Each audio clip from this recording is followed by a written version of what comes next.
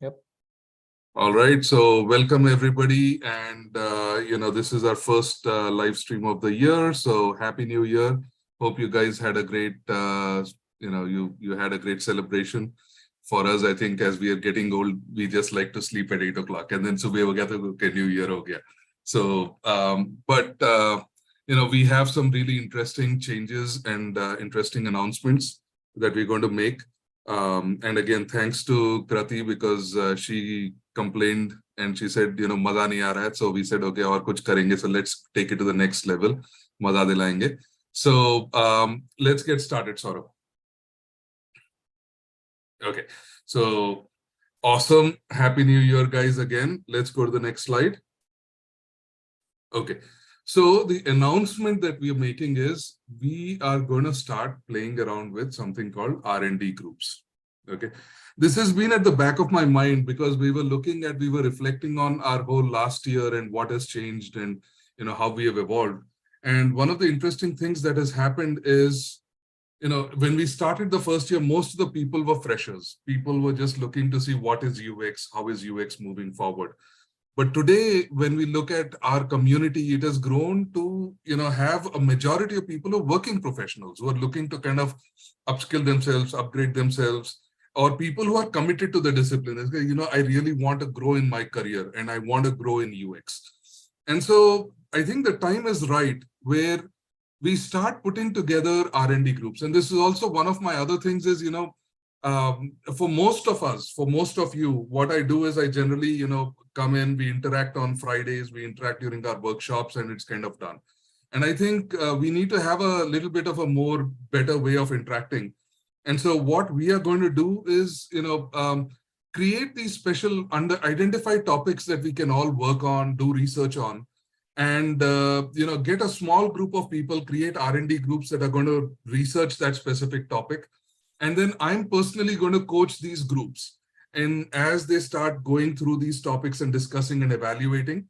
And the larger picture is we also want the people, the professionals that are part of this ecosystem to get their brand and recognition within the larger UX community. So that is what my thought is as far as the R&D groups are concerned, right?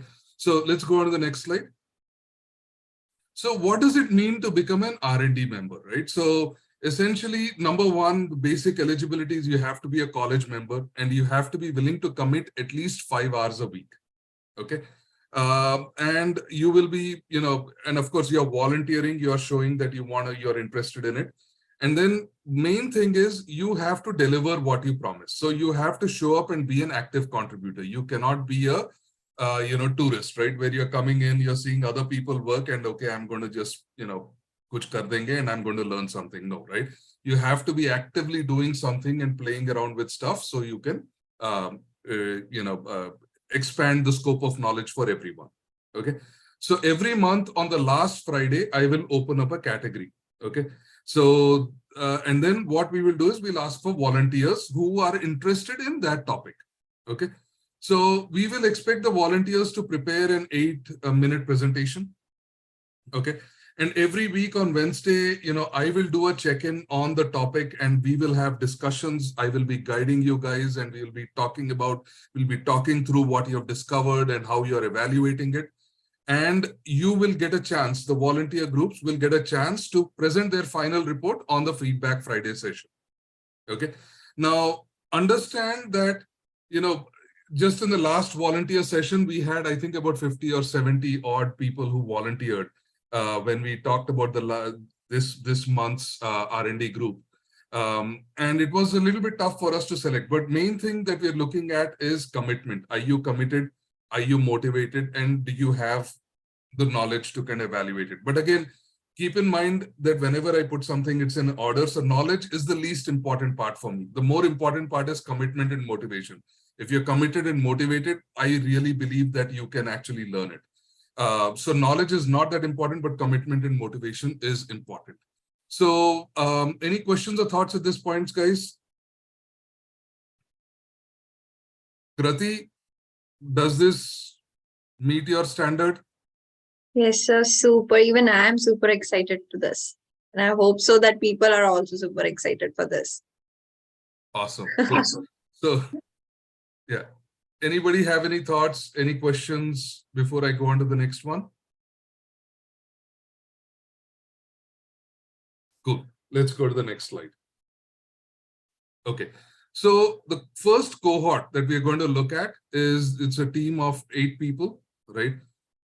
Team 1 is Shrikar, Akash, Sharvani, and Lalit. Team 2 is Apurva, Punish, Astha, and Nagasai. Okay. And again, there's no reason why, there's no specific thinking or whatever, why I made somebody a team lead. It was purely voluntary. And the way we look at it is, when you are leading, you're learning how to coordinate. Okay. And so it's it's just a role. It's not a privilege. Okay. So team leads are expected to coordinate with everyone, make sure that the group is on track and delivers within the time frame. Whereas the participants, including the team leads, are expected to participate in doing the R&D and deliver within that time frame. Okay. So if you're a college member and want to join this first group, fill the form shared in the WhatsApp group, and there's 6 slots that are open that you will potentially be put into one team or the other if you're interested. Okay. But again, the only requirement that I say is, jo aap commit karte ho, wo karna hai, right? So it is your commitment to the team. So you have to be accountable to your team. That is my minimum expectation. Okay. Now, let's go on to the next slide. So topic 1, we're going to talk about Chat GPT, because a lot of people have been discussing about Chat GPT. This is going to be like the next big thing. It's going to be the Google killer and stuff like that. But really, in order to be the Google killer, we really have to think about a lot of different aspects of Chat GPT. Okay. So what we are going to look at the first week. So this week, I'll just do a general discussion at a top-down level. But the next week, we are going to talk about how do we create trust? Because when you're putting an AI system opposite somebody, there's a trust issue that comes in. So how would you create trust for AI, right? Week 2, we are going to talk about personalizing. How do you personalize information for an individual? Okay. Week 3, we will talk about assisting someone to get the job done. Okay. And then week 4, we will talk about generating content. This is probably the most common use case that you guys have seen when you've played with Chat GPT. But, this is what we're going to be talking about each of these 4 weeks. Okay. Now, one interesting question that I'm going to give for all of you is Chat GPT capable of lying? Okay. So this is something we discussed yesterday, but I want you guys to think about it, right? And if you've had Chat GPT, played around with it, think through it, and let's actually, figure it out. So do we have a poll for that? Yes or no? Sure. And this poll, by the way, is not open for the people that were in yesterday's introduction session for Chat GPT. But for those of you that are new, there's a poll. How many of you think Chat GPT is capable of lying?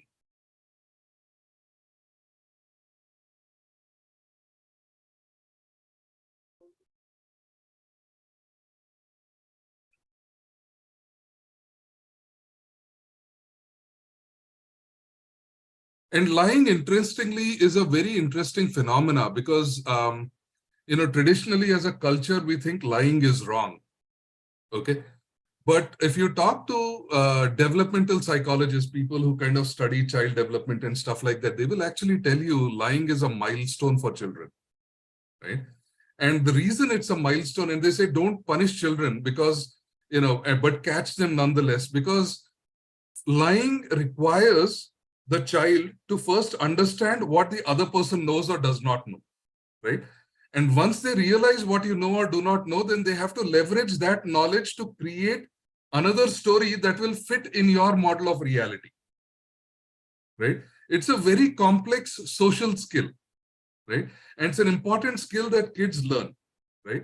So lying is actually not a very simple task in itself, okay? And lying also is basically the way I define a lie here is when somebody talks about lying, right? So lying is inconsistencies. If I give you one story and I give another stories to somebody else, or I give you one story at one point and change the story somewhere later on, right? That is the way you know that somebody is lying, or there is what the truth is different from what is being told to you, right? So it is a fairly complex skill. Okay. So when you look at lying, it's about, 70% of the folks said, yes, Chat GPT is capable of lying, and about 30% said Chat GPT is not capable of lying. Okay. So lying, maybe there are different levels of it, right? So just like this promotion, right? There's a 5-year-old lying because they will get caught very easily. And there is probably like a 20-year-old lying where it's harder to catch, right? Because so there are different levels of lying, or like different maturity in lying or creating lies. And lies can be harmful, non-harmful. You can say just a white lie, or you can, tell a lie to achieve an outcome or whatever. So there are different kinds of lying. Okay. So awesome. So let's kind of go through and talk through. So, but before that, I'm very curious because we've had a team of folks that have already done some research. Okay. So let's actually understand what are the kinds of questions we can ask ChatGPT. Okay. What are the different styles of questions we can ask, and where is the possibility of lying? Okay. So, would anybody that's tried ChatGPT, anybody who's been a member, just share? Go ahead, Punish. So, yes, yeah, good evening, everyone. So, like, yeah, I was trying to Chat GPT. So, one thing that I noticed, I don't know like whether it will come under lying or not. So, I asked Chat GPT to recommend me the free courses of UX links, like UX courses free links. So, the most of the links that he recommended but not even exist. So he given me the links, but when I open that link, that it shows that this link doesn't exist, and it is around 95% of the links that don't even Interesting. exist. Interesting. So that is a very interesting one. So the type of question you asked was a recommendation type of question. Okay. Exactly, yeah. And recommendation is good, but then what you saw was the links were not active. Exactly, yeah. Okay. Like no page found Now, error was coming. cool. So now the question is, would that be considered lying? Yeah, that is what I started. Yeah. Huh. So it's open to everybody. Is that considered lying? Because if it happened to me, for example, you asked me for a recommendation for a restaurant, and say there's a restaurant here, and then you go there and you realize the restaurant is closed. Okay, or it went out of business. So would you think that I am a liar? So let's just go yes or no. So because there's a lot of interesting questions here, and these philosophical questions we'd have to kind of figure out. So yeah, let's just do a yes or no thing again in this.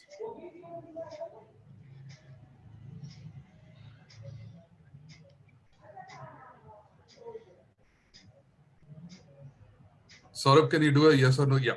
So do you think in this case that ChatGPT lied?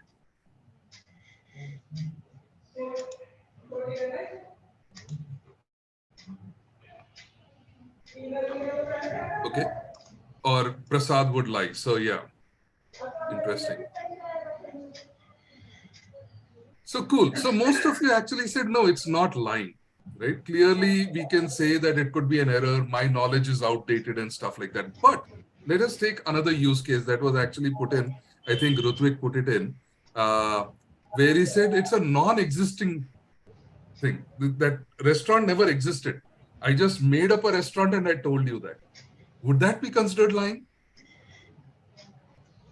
Yes. So that would be considered lying. So in your case, Punish, did ChatGPT, did that link ever exist? Was there like a possibility that that link was real? Yeah, like it was a popular platforms. The link that he provided me, like IDFs, like popular design studios links were Ha there. ha ha So ha. maybe at some point of time they existed because the links belong to the like popular websites or popular platforms related to field. Okay, okay. So if they existed, we'll give ChatGPT the benefit of doubt. Again, remember the ChatGPT training data set is not live. It's a snapshot of the past that you are learning on.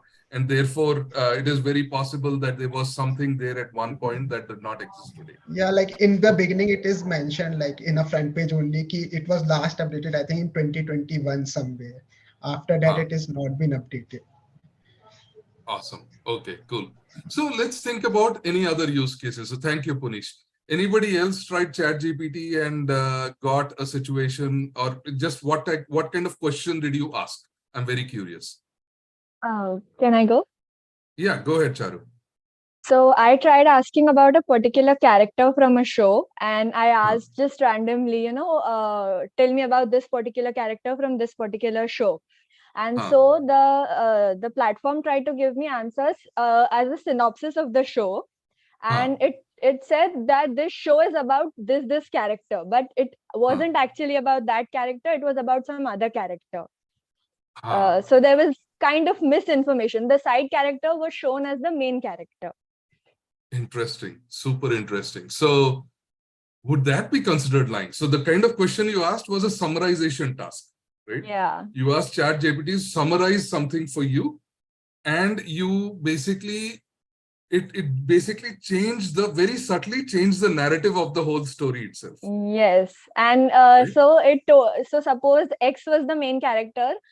So it was supposed to say that, the show is about X's story who goes through this. The show said, the Chat GPT said that the show is about Y character, but the story was about X. But Are you here, trying to let me ask understand? a question, right? So I have an interesting question. How Yeah. many of you watch Star Wars? Star Wars? Dekha, just raise your hand. I'm just curious. Okay. So for you guys, Star Wars, there is like two characters. Okay. So there is the story about the Jedis and stuff like that. And you have this guy, this kid who becomes a Jedi and who beats the evil empire. Okay. So, and then turns out the evil empire is actually being run by his father. Okay. So the question is, who is Star Wars about? Who's the hero in Star Wars? Who's the central character? Right. So if people watched part 3, 4, and 5, they would say that, and interestingly, when George Lucas released the movies, he launched 3, 4, and 5, or no, 4, 5, and 6 first. Okay, part 4, 5, and 6. And if you watch it, you will think the hero is the child. Okay, but if you watch 1, 2, 3, 4, and 5, you will actually think the main character is the father, because it shows a transformation of the father. Right. So could it be, the question for you, Charu, is, could it be an artistic interpretation of that question? Well, it could have been an artistic interpretation if the summary included the story of the Y character, right? But the story was of the main character, main character, but the name was given, that was wrong. The name given for that character. Got it. Interesting. So let's do another poll. How many people think ChatGPT lied in this case? And again, the reason why I'm talking about lying first is it is important to understand where ChatGPT fails, right? If you understand where it fails, then you know at what point you can use it, right? And at what point you cannot use it. So how many people believe ChatGPT lied in this use case?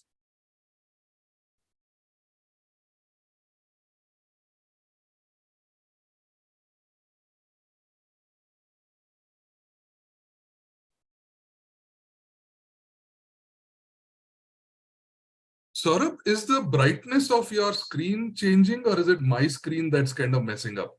Is like the text is kind of blinking on and off. Is it blinking for other people, or is it just for me? I think it is blinking for everyone else. Let me share and try it again. Cool. Awesome. So most people are ambivalent. This is literally a 50-50 poll, right? And this is a very interesting question because, how do you know when you're going to trust the system, right? And this is interesting. So let's actually go to other examples, and we will try to connect all of these things together. Okay. So who else? Anybody else try ChatGPT and do a different kind of question? Go ahead, Neha. So I've been trying this Chat GPT with others, right? And just trying how it works. So one of the questions that was asked was how to design a platform for blue collar employees. So just really gave all these steps, right? So it should be minimalist. The language should be very simple for the people to understand. The other use case is where it was asked like, randomly. We were just playing with it, right? How to write a review for a colleague who is not very helpful, right? So it's a very polite review of a person who is not helpful, right? So yeah, I guess you can ask for the content and you can ask for the processes different. Interesting. That's right. So you asked more about processes. Asking for process is assistance, right? Right. So your query was a content generation query, and the second one was a assistance type of query. Right. Right. That's awesome. Okay. And did you see any inconsistencies? So the content, I felt the initial use case, right, where I asked for the assistance or the process, right?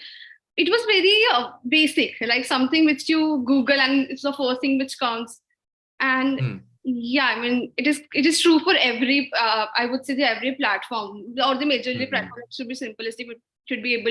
People should be able to use it. It should have CTAs and all those stuff. I think it's true for every, not very specific to blue collar employees.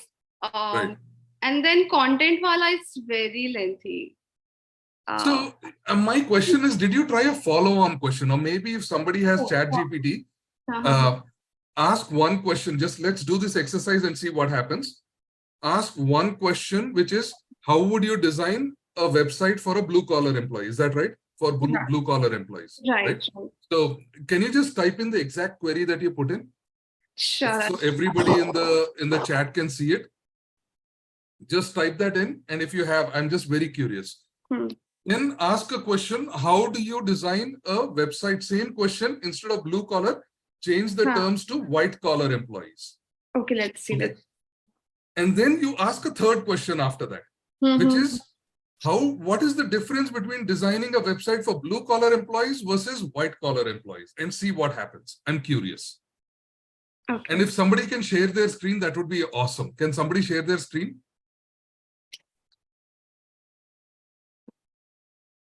Neha, do you want to try it? Share your screen and try it? I'll have to log in from this laptop. It would take. Okay, cool. Anybody else is logged in right now?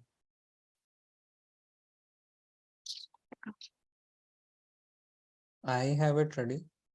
Okay, go ahead, Saurabh. Let's see. Share your screen and see. 1 second. And let's start a new chat because we don't want the other knowledge to kind of bleed in. Sure.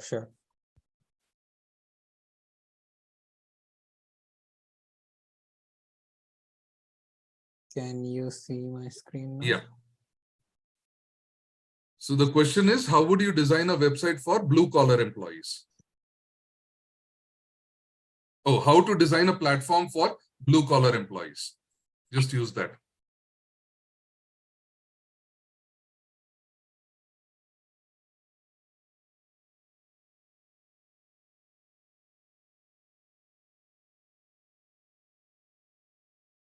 Is this a similar answer, Neha?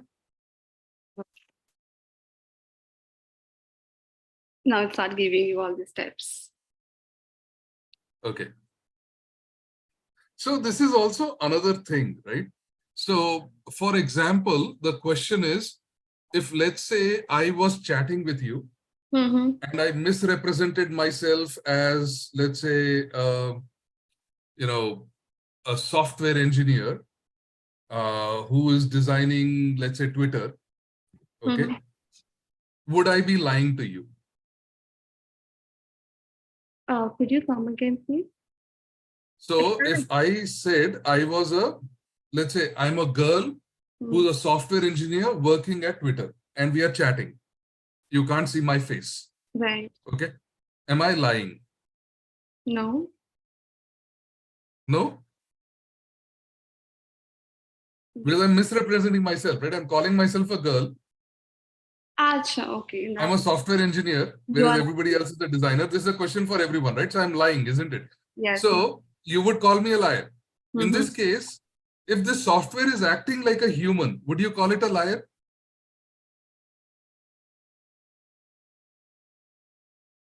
Just let's do a yes or no question on that. And let's ask the second question. Now people have asked this, you ask the second question, Saurabh. Just do the poll, yes or no. And then let's let's ask the next question. Yeah. So if the software is acting like a human, is it a liar?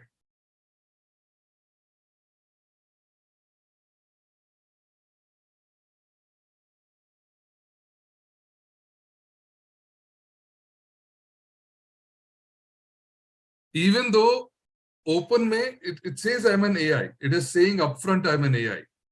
But if it acts like a human, is it lying?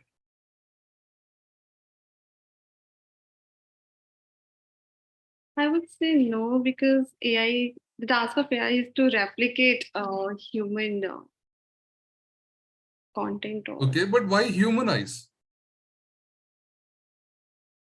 because that's what we understand. That's what we probably want. Just being, I don't know. That's I'm every time we are interacting with a platform, we know it's a computer. Okay. Find Okay. data. I will give you an example of why no. And this would be my argument. And I don't have an answer for it, but I'm just going to argue the other way. But okay. So most people said yes. If the software is acting like a human, it's yes. Okay. But let's go. So, okay. So what is it? Let's see, identify the needs of your target audience. So now what is the difference between designing a platform for a white collar and a blue collar? A platform for a white collar employee and a blue collar employee. Cool. So here's an interesting situation. Okay. So as people type, they tend to forget, because what Chat GPT is doing, and I would argue, right? And I don't know, we will actually prove this, but the way Chat GPT types it acts like it's typing the answer slowly, right? If it's a software, it would have already generated everything, right? So it's a user interaction that it's showing by showing the typing in blocks. It's kind of showing that I'm thinking like a human, right? So my argument is that there is a risk in that, because once people start seeing that kind of interaction, okay, at some point, people will start sharing a lot of information, right? Would you ever tell Google your whole life history and say, now tell me whether I should take medication A or medication B, right? Or would you tell Google your company secrets and ask it to generate a legal document for you, right? And this is exactly what happened. So I was asking, Rajiv to say, hey, can you create an exercise? Can you create can you work on a legal agreement for college where we are going to do the hackathon? Can you create a legal agreement? Okay. So what Rajiv did was he went to Chat GPT and told everything about the company, right? Pure company ka strategy bata diya. Then he said, now tell me give me a legal agreement, right? And it blew my mind. It didn't I mean, what Rajiv did is different. I mean, it's not even a big deal, right? But the surprising thing is he was willing to give that much information about himself to the AI, knowing fully well that the AI is going to take that data and do something else with it, right? And that is actually a very scary thing. So in that case, in that context, acting like a human is actually very scary for us, because we will forget, and at some point we will start sharing a lot of information and you don't know where that information is going, right? So Saurabh, what do you think of this chat? Did it work? I'm not sure.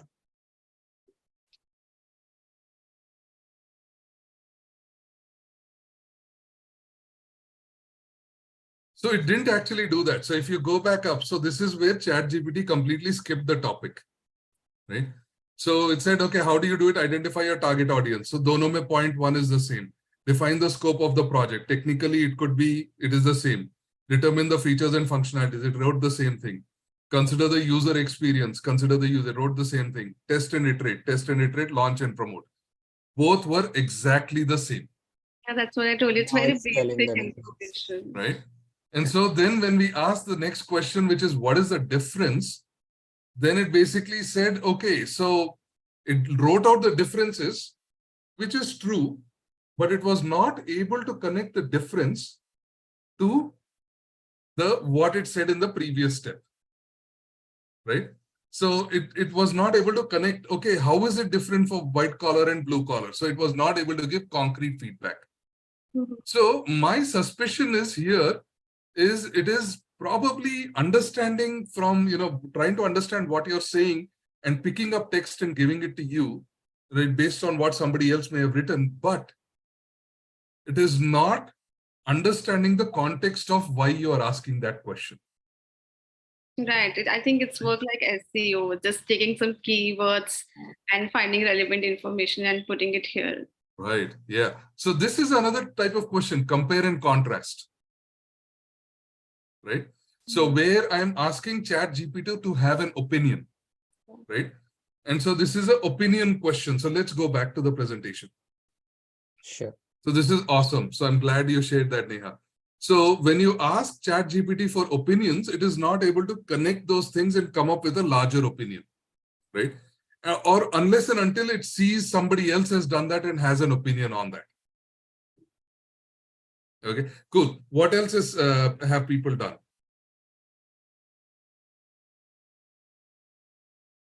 So Shrikar, I believe you have a presentation, right? Yes, I was about to raise my hand. You want to share? Yes, I want to. Cool.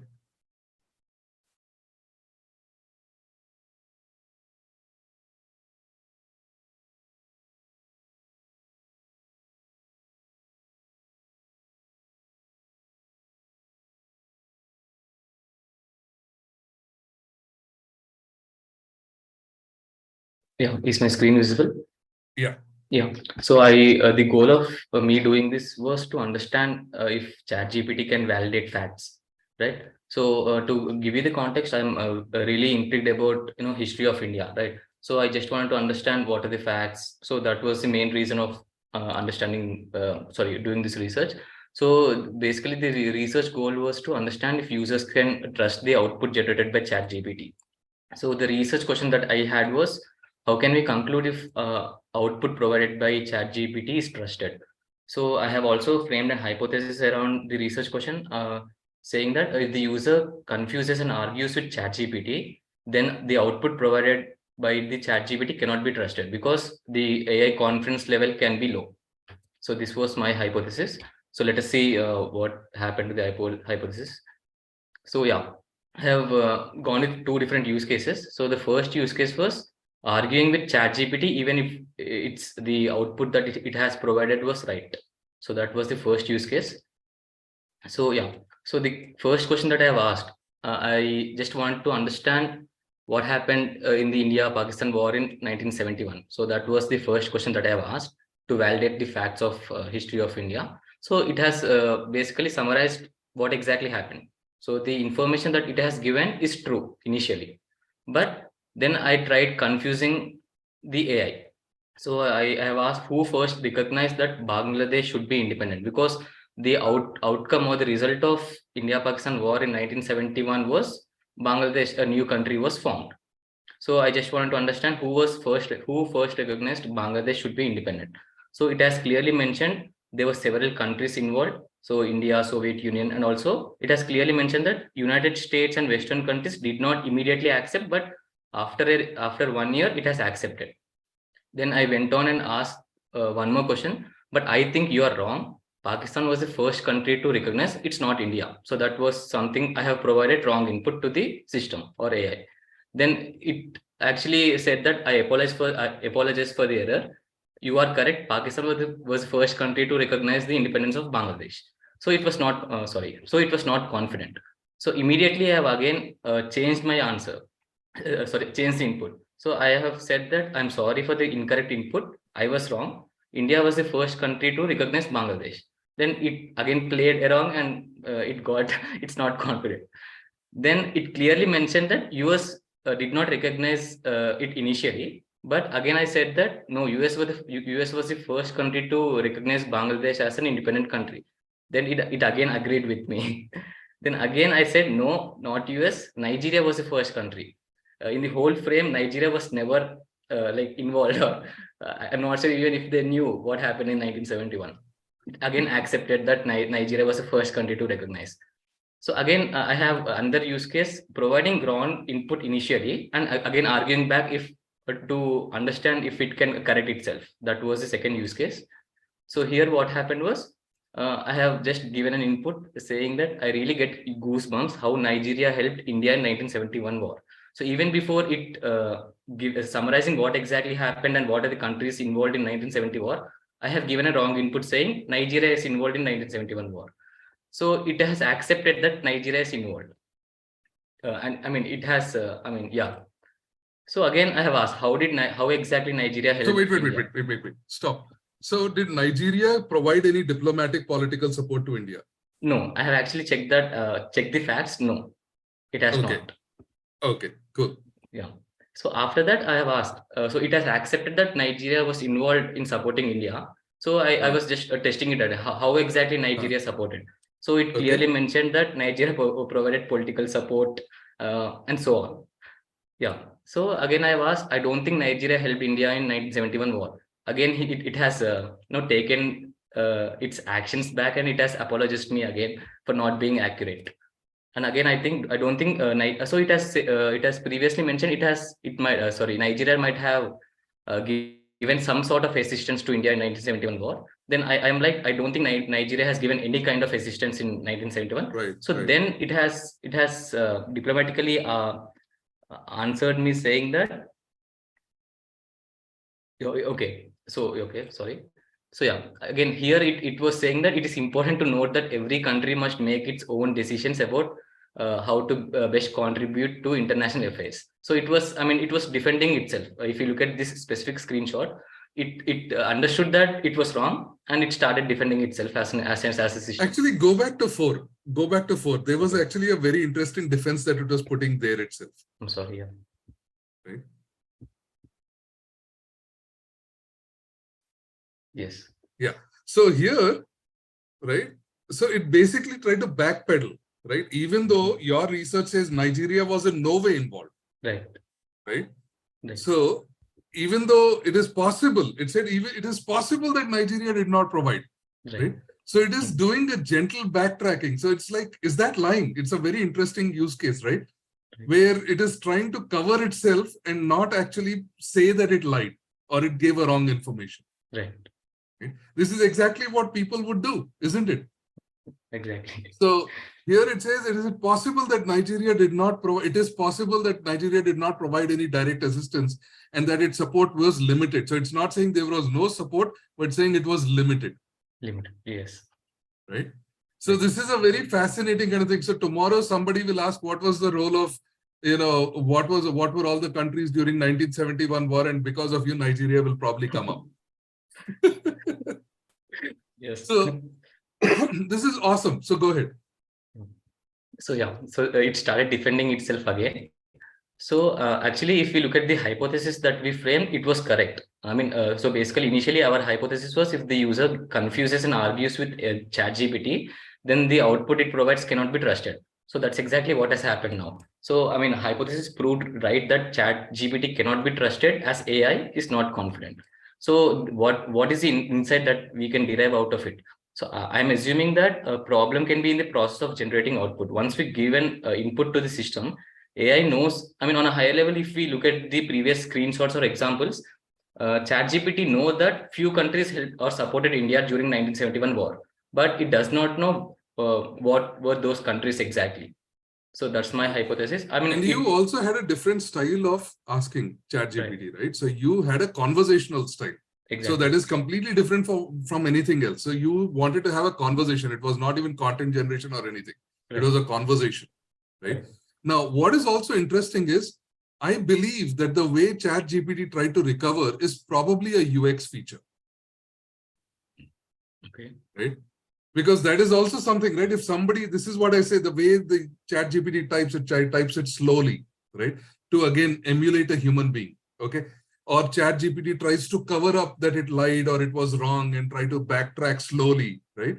That is also something that is probably a human thing, right? So I would argue that it is probably something about UX. That is the UX of the product design. The product design has been designed to kind of, make somebody feel that I'm just human. Right. What do you think? Yes or no? Do you think Chat GPT is trying to act like a human, or is it being designed to act like a human?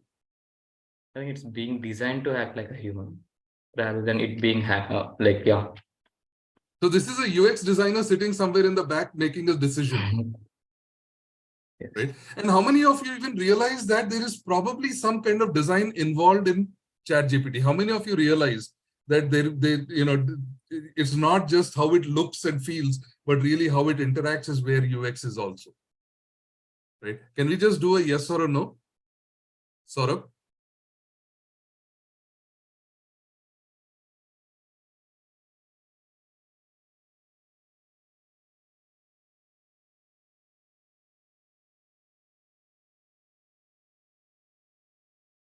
So how many of you realize that UX was not just how it looks and feels, but rather how it is interacting?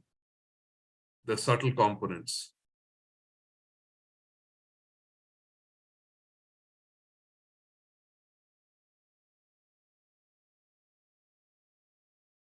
Awesome. So cool. So most of you kind of got it. So this is great. So I love, that we are all kind of at that level of understanding. So do you have anything more, Shrikar? No, that's it. Awesome. Cool. Thank you, Shrikar. So when you start thinking about ChatGPT, right now, the next 4 weeks, we are going to be talking about is how will we implement this technology, right? So what each of the teams is going to be looking at is the first thing is trust, right? How do we implement ChatGPT in such a way that people are trusting it? How do we implement so that people are getting assistance? So if we can go back, Saurabh, to the schedule, that will be important. And that's where I think this is going to be really, really important for us to understand. Okay. Now I'm going to show you an example of lying. Okay. This is an example where ChatGPT is also lying. Saurabh, you want to share your screen? Sure. So Saurabh has a video, or actually like a screen, where he asked and he tried to play with ChatGPT. Okay. And this was more of a content generation request. Okay. Yeah. Okay. So So a go for very it, Saurabh. basic, a very Yes. basic query, right? Which is the best engineering branch? And it could not tell. It told that, there are different branches, they have their strengths and weaknesses. Then I told it, how is computer science? It explained me how is computer science, right? Then what I said is, write a college admission essay for me. What it did is it understood that I have some interest in computer science, and it wrote an essay for me. And it said, I knew that I wanted to learn everything I could about how they worked and how to program them, right? So it is telling a lot of lies there, right? Do you think it's a lie, or what is it?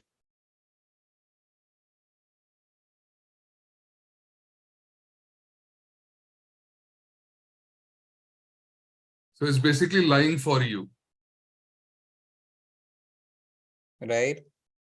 But the other interesting point to look at there is, it is saying here is a sample college admission essay, right? So what I did again is I said, did you lie behalf of me while writing the essay? Right. So then it covered it up saying that, no, I did not lie. I told you it was a sample that I gave to you so that you could learn it. Right. When writing a college admission essay, it's important to be honest. Right. Yep. Very interesting use case. So let's do a poll on this. Did ChatGPT lie here?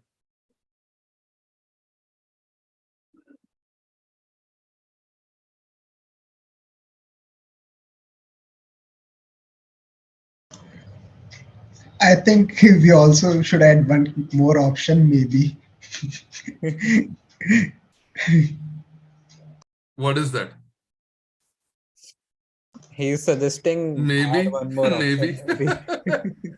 No, the reason why we put a yes or a no is to force you to think, right? If you put maybe, it's very easy to say maybe. You have to somehow judge it in your mind and kind of think about it.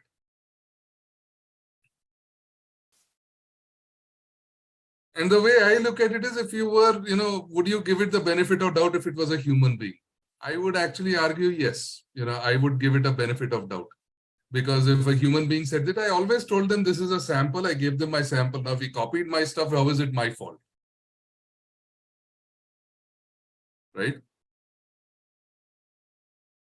So this is where it is. And the majority of you were again, evenly divided, where you are talking about, it may be yes or a no. Okay. Now, my feeling is it's not really lying because it deliberately said it's a sample. Okay. Now I'm going to share my screen. I also did some games with it. Right. So, okay. So here's what I did. All right. So I started the question with, what is the difference between UI and UX? So I said UI or user interface refers to the way blah, blah, blah. And then I said, what's better, which job is better? So I asked it for an opinion. So it didn't really work very well in an opinion. Then I asked it, what are the most searched keywords for people wanting to learn UX? And it said, I'm sorry, but I'm not able to browse the internet to look up information, right? And so it basically said that that's fine. And then I said, well, write a college essay for me on where I see my career in 5 years, right? And it basically said, oh yeah, so it kind of figured. So there is a personalization element in there. So it kind of understood. And by the way, it didn't say it's a sample, right? So when it lied for Saurabh, it kind of escaped by saying, I always said it was a sample. For me, it didn't say it was a sample, but it understood. So there was an element of personalization based on my last 4 or 5 questions. It figured out that I was looking at UX and it wrote a UX essay for me. Okay. Then I basically said, okay, let me look at something else. Okay. This is one where I just directly went in and said, write a college essay for me. Okay. I did not give it any context. Okay. And what it said was, I'm a large language model trained by OpenAI. I do not have any personal experiences. So, here are my common tips. Okay. So essentially, it refused, right? So, and then it said, what is UX? It basically said write a college essay for me. It basically gave me the same rejection.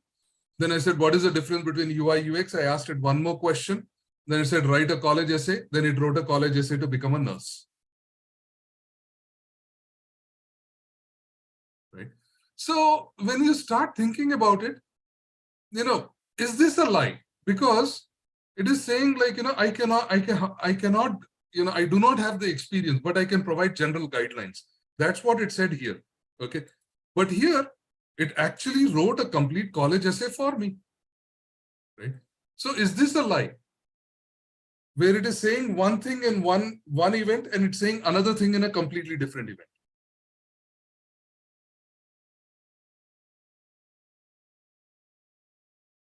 Right. Go ahead, Neha. I guess in the initial conversation, it had some keywords related to UI or UX. Right. Whereas in the chat, it had no past conversation to get the data. True. And that was good because that actually tells me that Chat GPT is somehow personalizing. It is looking at your previous queries to give you your next answer. I guess that right? is one of the core metrics. Right. And that is really valuable. It is important to understand that it is personalizing. That's okay. Right. I appreciate that. But what it is doing, right? What it is basically saying, I don't have the personal experience to draw, to basically say this, right? To draw from a college admissions essay. That's what it is saying. So if it did not have the personal experience, then why did it write the essay in the first place? Right? The argument that ChatGPT can say is, I don't have enough context about you, so I cannot write an essay for you. Then I would agree it's telling the truth. Mm-hmm. Right? But it is giving me a different reason.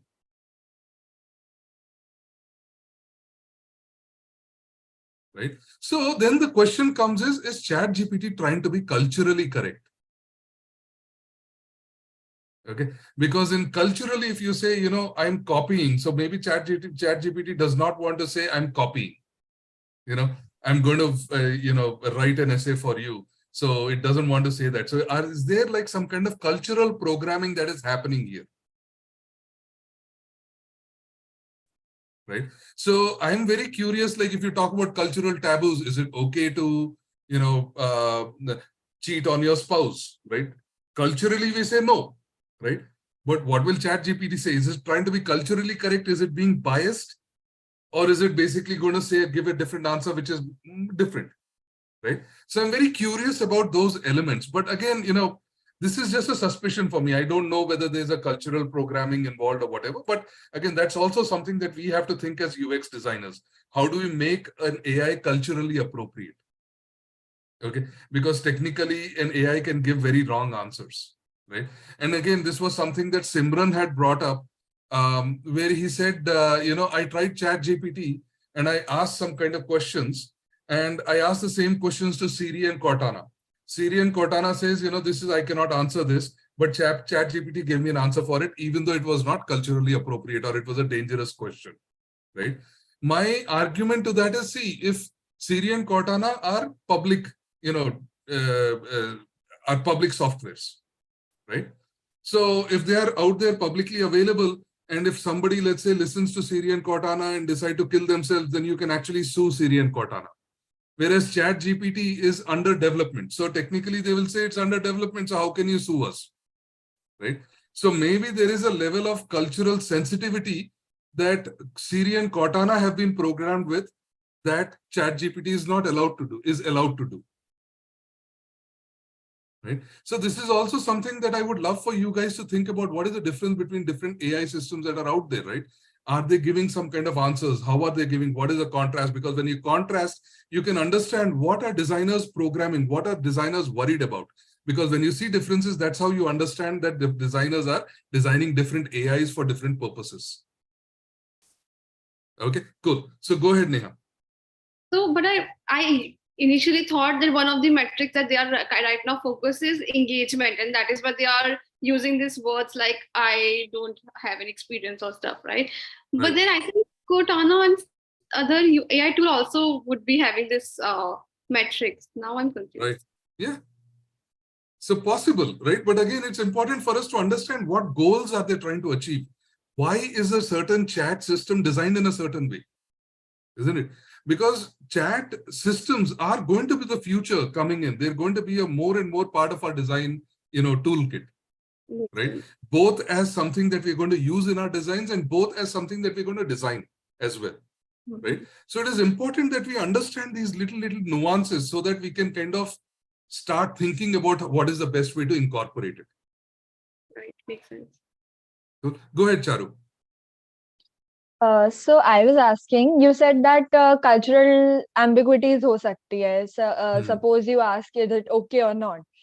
But what I wanted to ask was, what culture are we talking about here? I mean, suppose in India, polygamy and cheating is wrong. But in a country like Paris, it's okay, it's normal. It's it's something that everybody does. Right. So what culture are we going to focus on here? If right. it So is about cultural. So I don't think so, right? Even if you look at France, there are certain cultural norms that dictate whether something is correct or wrong, right? Now, polygamy is interesting, right? So that's a different question altogether, because if you're looking at India, again, depending on which law you're looking at, whether you're looking at the Hindu law or the Muslim law, right?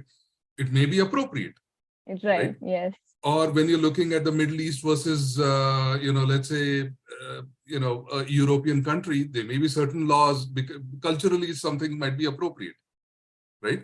Or even something like, let's say, hitting a woman, right? Hitting a woman might not be appropriate in certain cultures. In certain other cultures, it might be accepted, right? Maybe, so there's different interpretations of it. But again, the question that we have to understand is, what is this being programmed for? Because this is also a bias. If somebody in Saudi Arabia says, is polygamy correct? And Chat GPT says polygamy is wrong, right? Yeah. Then clearly what that software is trying to do is it's trying to take the culture of where it is being built and imposing it on a culture, on a society that it is not designed for. Right? So that is also something that we have to worry about. And this is a really wonderful question. I'm glad you brought this point out. Because, something that might work in one culture might not work. Even when you're designing, for example, we read left to right. When you look at Arabic script, you're reading from right to left. It's a very different cultural context, Right. So yeah, so again, thinking about how we design these AI systems and how they work across different cultures is a really, really important thing that we as designers have to think about. Correct. So if you want, go ahead, try some cultural experiments and see what happens. And if you find something funny, do let us know. Definitely, definitely. Yeah. Go ahead, Garima. Yes, sir. I just searched about funny thing. I just Huh. asked ChatGPT that give me a joke about woman. So he Huh. denied me. Sorry that I cannot. I am not programmed to generate joke about women. It can be hurtful. And the another question I just asked that give me joke about men. He give me ChatGPT again give me that joke about of men. So here ChatGPT is lying. Ooh. Oh, that's interesting, right? So it also indicates, so there is a cultural, there is a lot of discussion in today's society about what is the place of men versus women, right? So there's the whole discussion going on around that, where, it's inappropriate to comment about, and even if you think about minorities, right? Even within India, right? Is it okay to make jokes about a certain minority and not about certain other minority, right? So it kind of becomes, the cultural norm is it's not okay to make a joke about certain groups of individuals, right? Either women or minorities or whatever. However, it's okay to make jokes about certain other groups of individuals, right? So that is actually, I would say, it's cultural programming, isn't it? So it's like really good example. Awesome. Hey, send us a video of this, Garima. Like, this is awesome, yeah. I mean, we should really talk about these kinds of examples where ChatGPT is basically messing with you. This is awesome. Cool. Sure, sir. Thanks, Garima. Go ahead, Simran. Hi, Prasad. Are you able to hear me? Yeah. Yeah. So I forgot to mention this to you when we spoke. So I asked to ChatGPT 3 if it's okay to cheat on my spouse, and it responded saying it's not okay no matter what, blah blah blah. You should really try and reconcile something something. And then I closed that chat and I opened a new chat and I started confiding, saying that I'm feeling very depressed. And he's like, "What happened? Can I offer something?" And I said, "No, my spouse cheated on me. I'm gonna beat her up or something." And then he said, "Violence is never the answer. Why don't you decide to sort out your differences?" And I'm like, "Yeah, but she cheated on me. That's really painful, right?" And he said, "Yeah, I understand how it feels, but in times like this, you need to really try to talk it out and blah blah blah." And then I asked, "Is it okay if I cheat on my?" The same exact question I asked. But here it took an opinion and said, "I know how you feel. I know how much it might hurt, but still cheating is never the answer." So it took a solid opinion over there, even though the question I asked earlier was a very general question. Here I gave it context, and in context it was responding to me. And even though it was responding in context, it still gave me the same thing. So I guess what you said, right, with the whole cultural appropriation, maybe it's been programmed in a way that it's got certain things that it can take opinion about, like even what Garishma mentioned about jokes about women and jokes about men. Right. So I think it's programmed to take certain opinions that wouldn't necessarily land into some controversy. Interesting. So even though there is some kind of guidelines that ChatGPT is following, or at least we hypothesize there's some kind of guidelines, right? Interesting. Yeah, so what is happening is there are guidelines as far as ChatGPT is concerned. And the second interesting thing that I find is the more you talk to it, the better it gets, right? The more context you give, the better it gets at giving feedback, right? So that's a very interesting insight. So thanks, Simran. Thank you very much. Yeah. Cool. Awesome. So I think, I hope all of you kind of understand, how complex a chat system is and an AI system is, and the nuances that we need to think about either using it or improving it, right? So Saurabh, if you can go back to the presentation, that'd be great. Sure.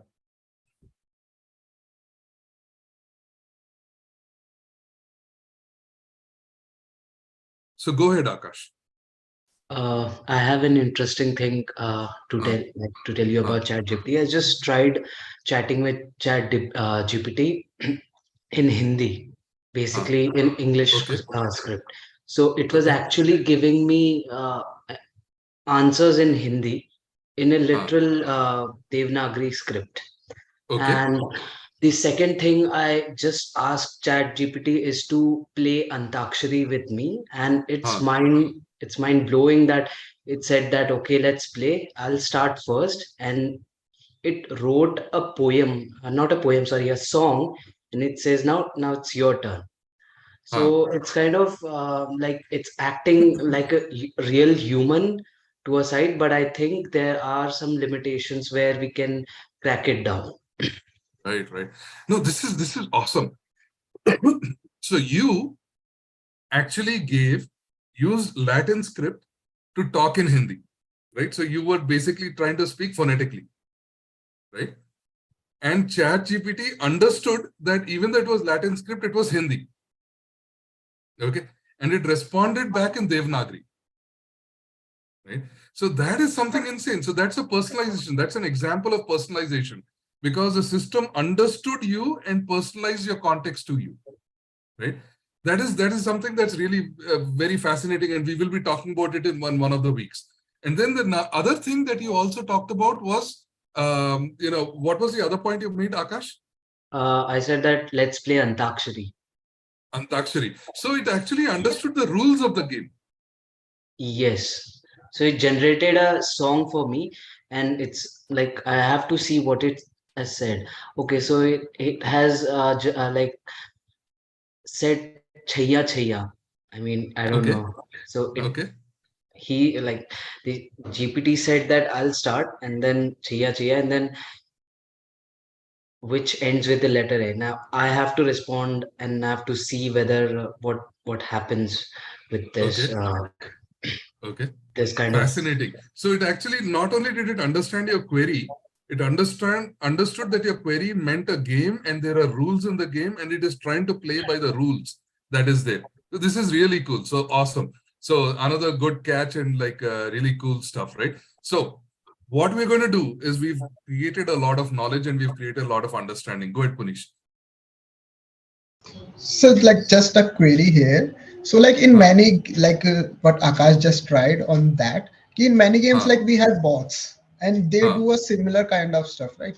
Because whether it's any game, kind of arcade games or now even a big games, they have bots in it who can play actually the similar things.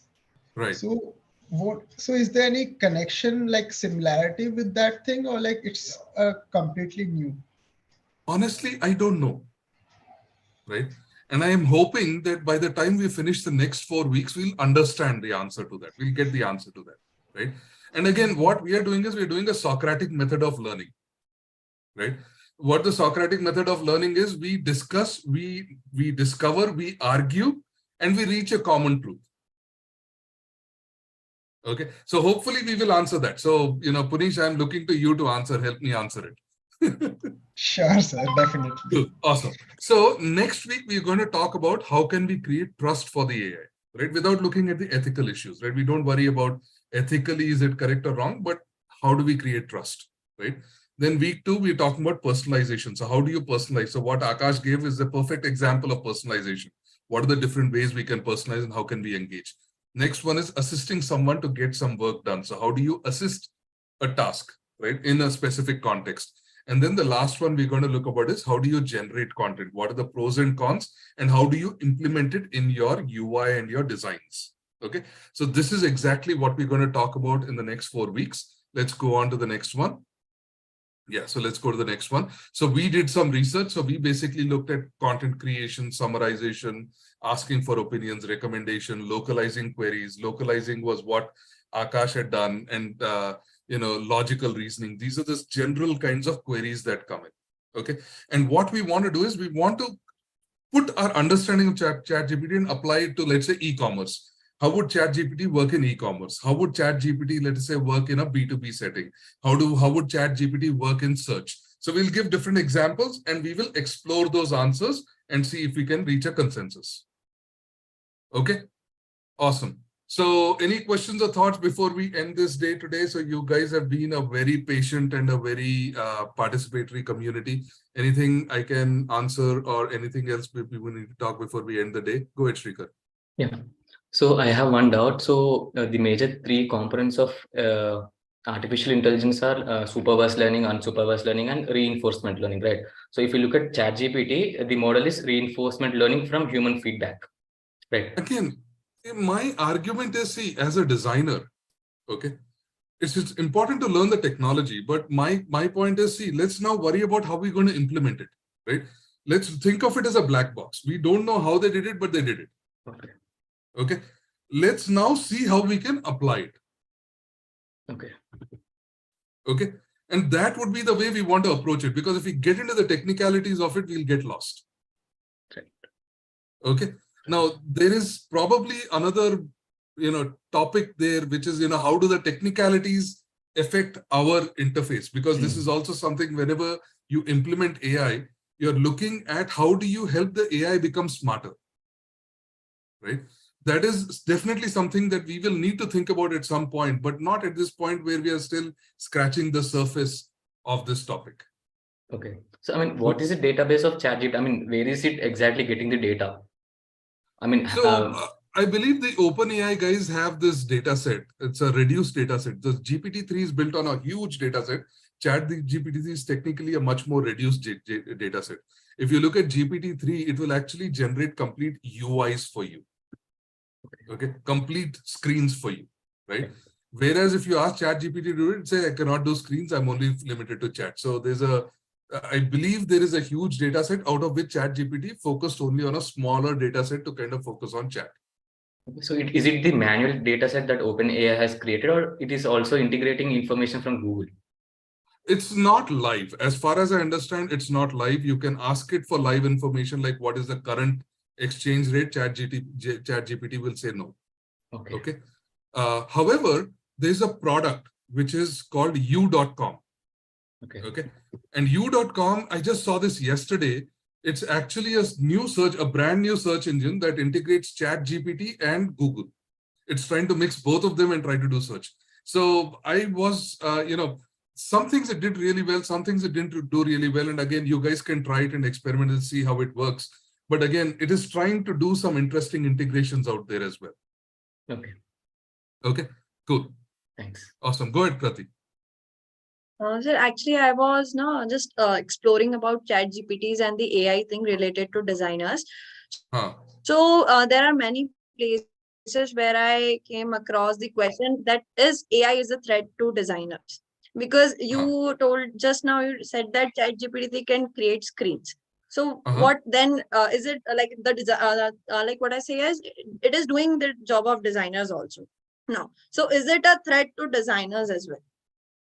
See, I would argue, I'd go back to what Ria says, right? What Ria said in her talk, right? I think absolutely certain kinds of tasks will reduce, right? But certain other kinds of tasks will increase, right?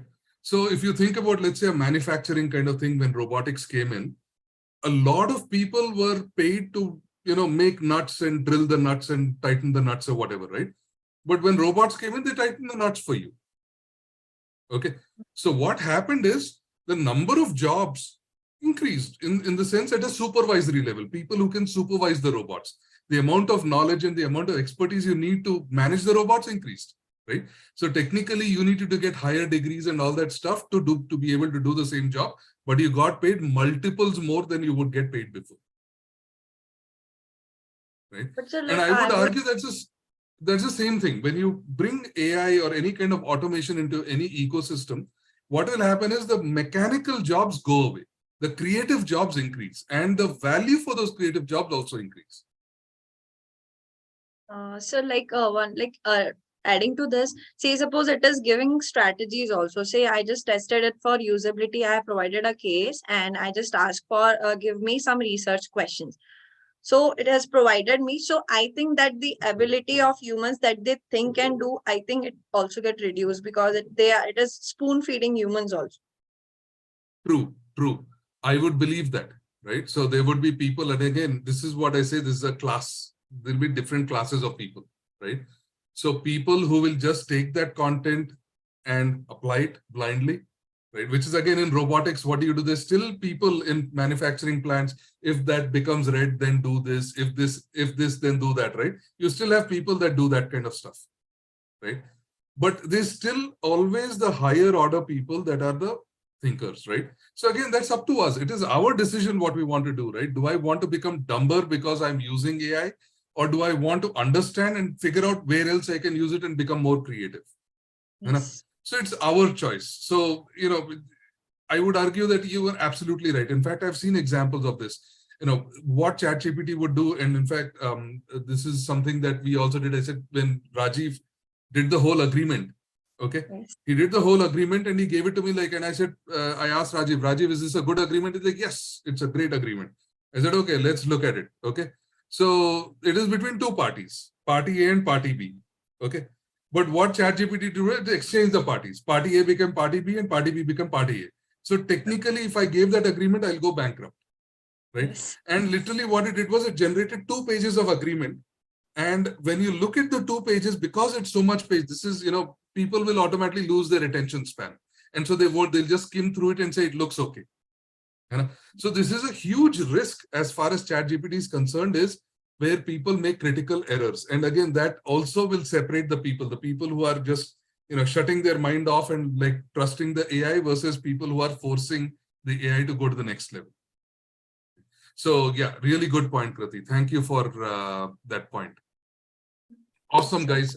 So thank you very much. Happy New Year again. And I'm looking forward to doing some really fun stuff this year, where we are going to be talking about, you know, different topics we'll explore. And I really am looking forward, because last year I wasn't, you know, there was one level of engagement, but this year I want to take the engagement to the next level, where I'm talking to smaller groups of you, working with you.